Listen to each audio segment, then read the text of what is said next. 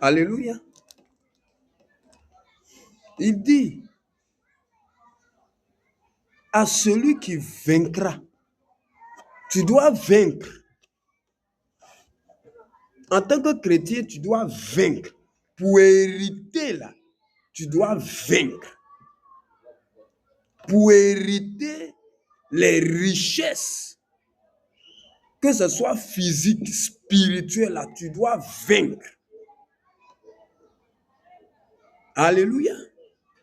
Le salut qui t'a été donné là, on viendra.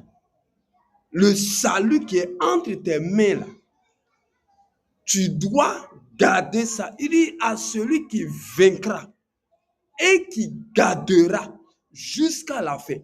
Il faut avoir cette capacité de garder ce que Dieu t'a donné. La vie que Dieu t'a donnée là, il faut être capable de la garder.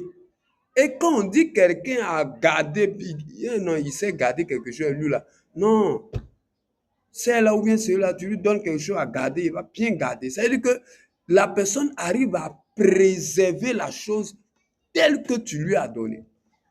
Le salut que Dieu t'a donné là, est-ce que tu as gardé ça? La vie que Dieu t'a donnée, est-ce que tu gardes ça? Ou bien tu laisses ça se promène partout. Ça se promène partout. Il dit à celui qui vaincra et qui gardera mes œuvres.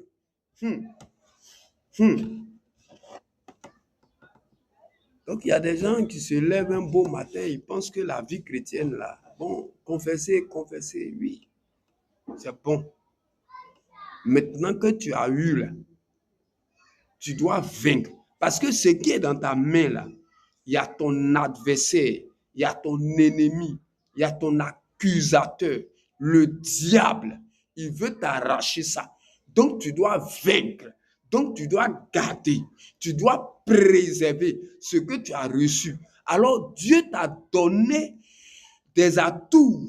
Dieu t'a donné des canaux pour pouvoir te garder et vaincre.